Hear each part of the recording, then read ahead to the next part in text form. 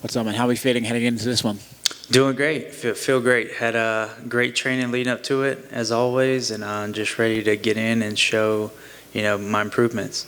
Is that something I know fighters always say, like, oh, this one's a great training camp, this one's a great training camp. How often is it actually a great training camp versus how often are you hiding some injuries and nagging stuff? Well, I mean, every training camp, every week, especially, depends on the person, but there's always little bumps and bruises and things. But as fighters, you know how to put that behind you and push through it regardless. But, for me, I'm still in the process of, I've been an American top team for a little over a year now, and I can see the improvements and how I've changed and all the different things that I've added to my arsenal. And, when I say I'm getting better, I truly believe I'm getting better, and I'm just ready to show everybody what I'm capable of doing.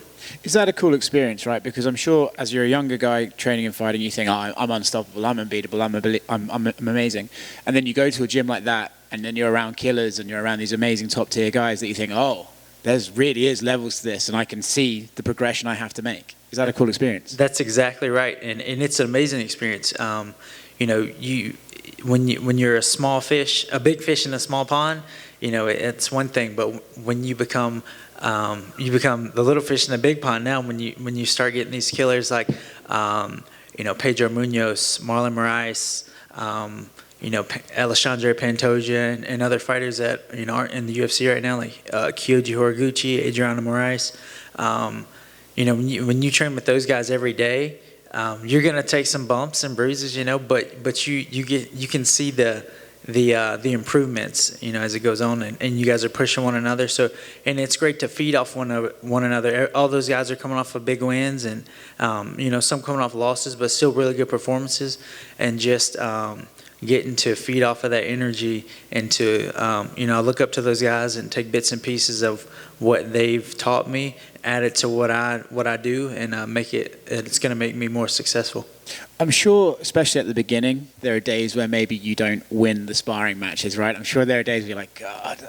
But so how hard is it to go back to the gym the next day knowing like I'm taking some licks today, but then when you start like matching them or even getting the better of them, how much motivation do you take out of that? Like, oh, I can see the progress that I'm making. It's not that hard for me because that's the reason. That's why I moved to American Top Team. I want to lose rounds, and I've lost plenty of rounds. I've lost plenty. I've won some, and when you lose a bunch and then you win some, those wins that you get, it feels much better. You can. That's when you really see the improvements. And even when you're losing a round, you can still see improvements. The margins of losses in those rounds get smaller and smaller and smaller, and then every now and then they swing towards your favor. But for me, it doesn't really hurt me. I come home and I'm like, man, I didn't feel too good today. I tell my wife, I didn't do too well today, but next time I'm gonna get them. And it's great. That's why I moved there to take those losses. That way, I'd much rather lose in there than go out in the cage and lose in the octagon. Losing, and it's not losing at sparring, right? But losing to those guys at that standard you're still going to do better than against the guys in here, right?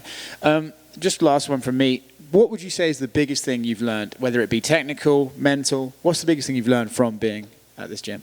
I think the biggest thing is just learning, continuing to be a sponge, learning what works for you, what works best for you. And the biggest thing for me, the older I get, even though I'm still young, just learning how to recover, the best ways to recover, things that are good and bad for your body, things that I used to do that I thought was fine, and now the older I get, the harder I've been training, the more I realize that maybe I need to get rid of some of those things and do other things. So recovery, sleep's a big thing, and just making sure that once you have a hard day of training, going back home and recovering and preparing for the next day.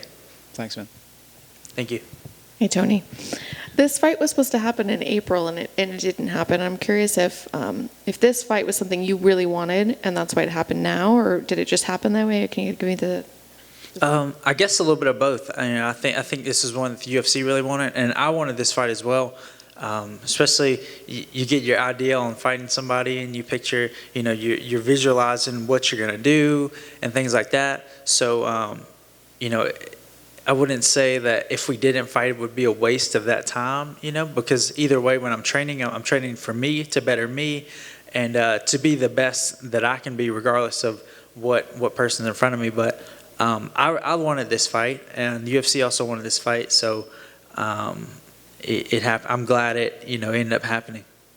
And you went on to fight and win, and he's still been sitting out. So do you feel like that's a little bit of motivation there, that you've got to win in the amount of time that you guys were supposed to fight last? I guess I haven't really thought of it that way.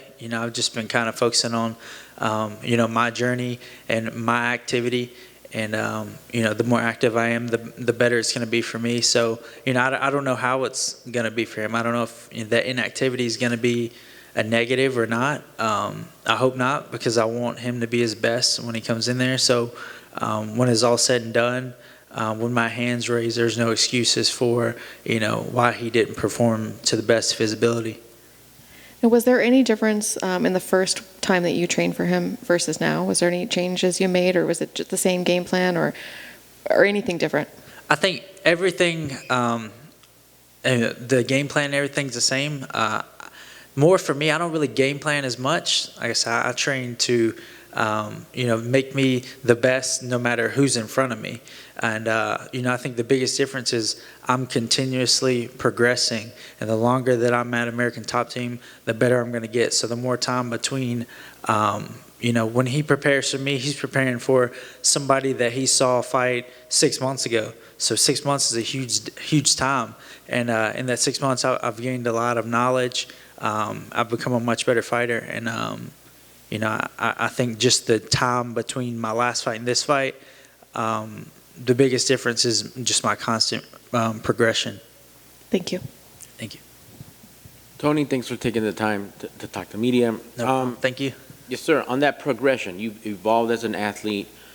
Your progress is there as an MMA fighter. But what clicked that you said, okay, I need to make this move because I am no longer like, what again, just what helped you get out of that mindset to where you thought, like, all right, this is as good as it gets, and clearly that wasn't the case? So you mean like as far as moving to American Top Team? So it was a tough decision. I was really close with my old coach in Virginia, so it was a tough decision to make. It was one that I knew eventually I would probably have to make, and it's one of those things where you're progressing, and then you can kind of see you're getting a little stagnant, and you're not progressing as much. So, I lost. That had a little bit to do with it. It's kind of like that last indication of, okay, yeah, I'm kind of plateauing here, and my loss in my debut is kind of, that was part of the reason, and. On top of that is just kind of just the eye opener. Like, maybe if I, had better training, tougher partners, maybe these situations that made me lose. Maybe if I got in those situations during practice, I'd know what to do, and I wouldn't be in that situation in the fight. So, my wife and I, we made the decision to move down to Florida, and it's been great. I've done nothing but get better. Met a lot of great people, a lot of people that I used to look up to and still look up to before I even got there. So it's still surreal to me that I'm there amongst so many really good fighters, and just continuing to grow and learn from each of these guys and coaches, and helping better myself.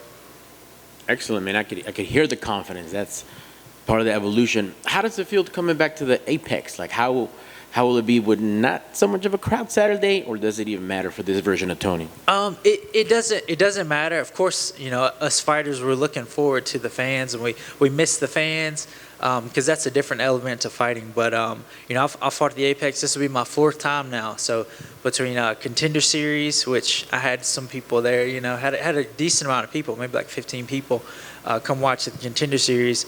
So it's pretty loud in that small room, but.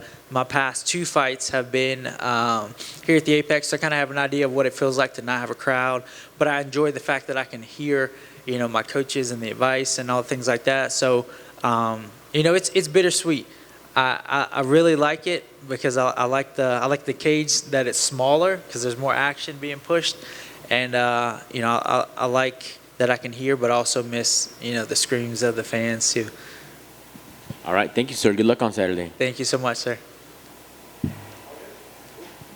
Thank you.